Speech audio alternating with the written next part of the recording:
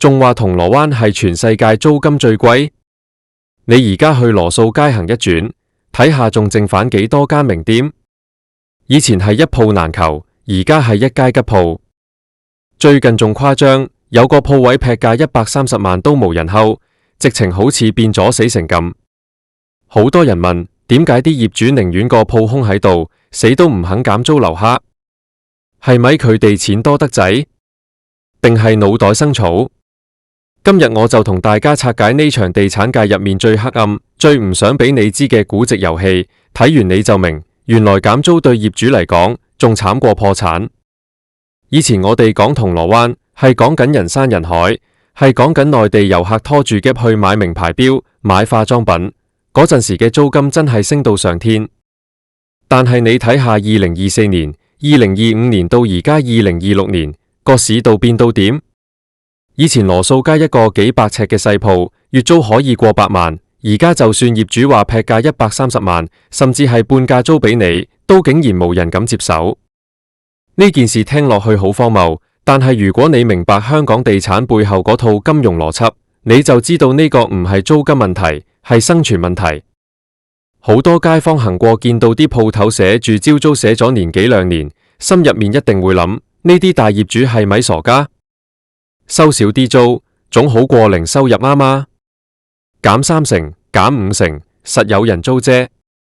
如果你咁諗，你就真係太單純啦。喺地產界嘅估值遊戲入面，租金唔單止係收入，租金係決定嗰層樓、嗰個鋪位身價嘅唯一指標。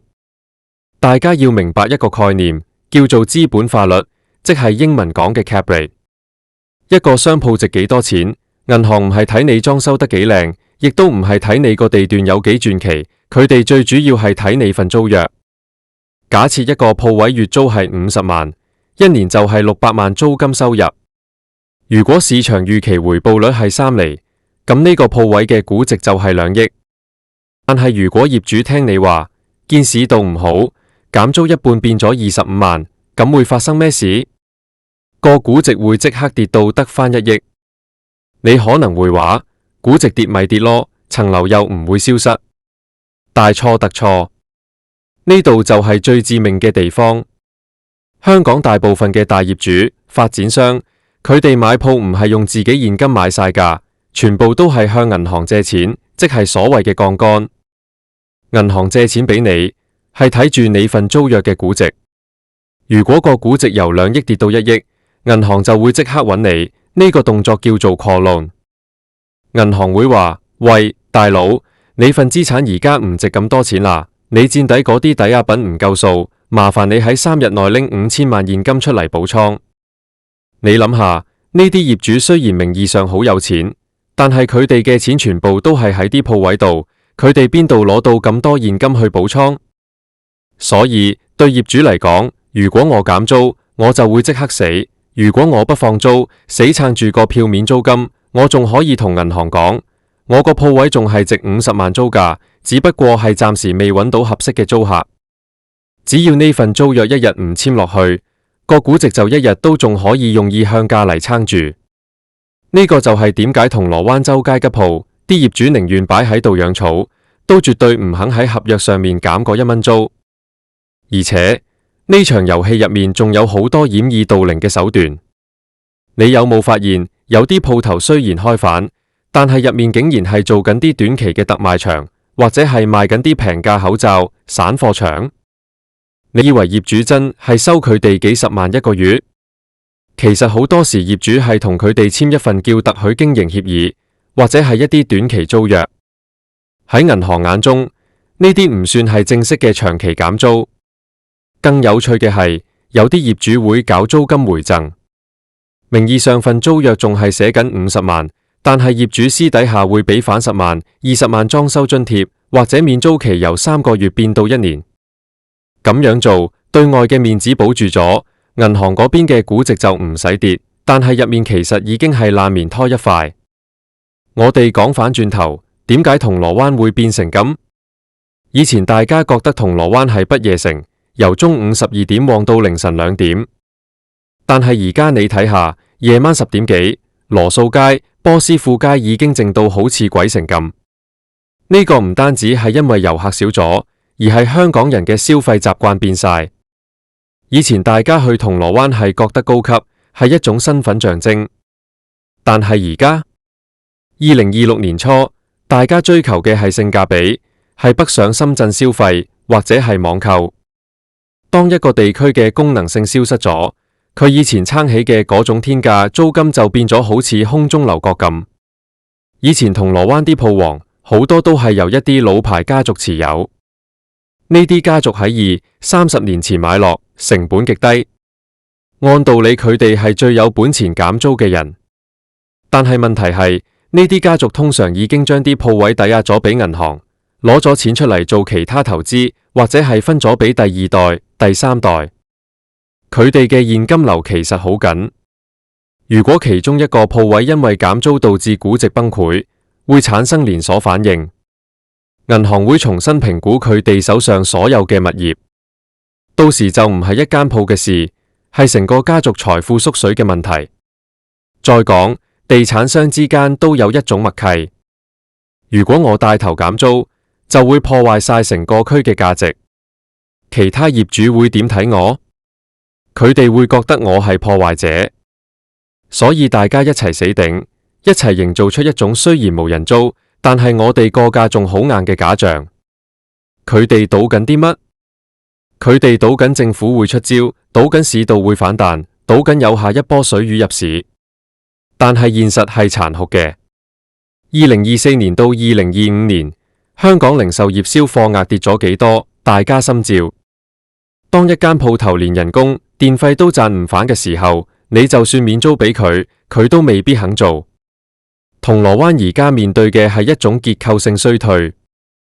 以前依賴嗰種單一嘅消費模式，即係高毛利嘅奢侈品，已經行唔通啦。而家全世界都講緊體驗式消費。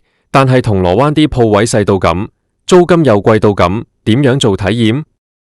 有個好經典嘅例子，就係喺銅鑼灣核心地段，有個原本係做大型化妝品連鎖店嘅鋪位，面積有成幾千尺，以前租金係300幾萬一個月。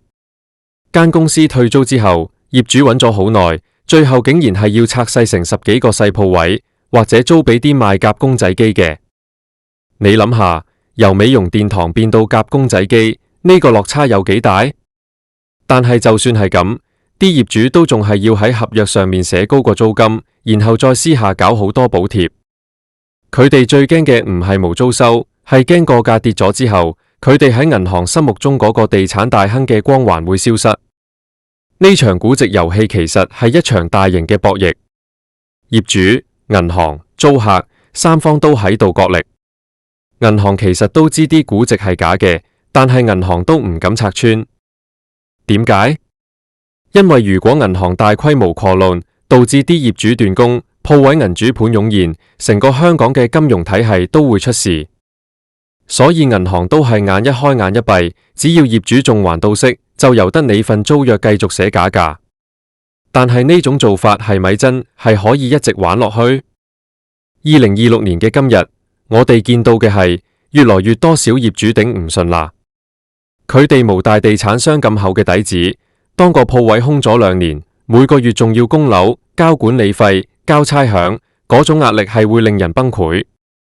所以你見到最近有啲鋪位真係劈價求售，劈價130萬隻係開端。當第一個業主頂唔順，正式簽咗一份低價租約或者低價成交，嗰張遮羞布就會被揭開。到時成個區嘅估值會好似骨牌咁倒下。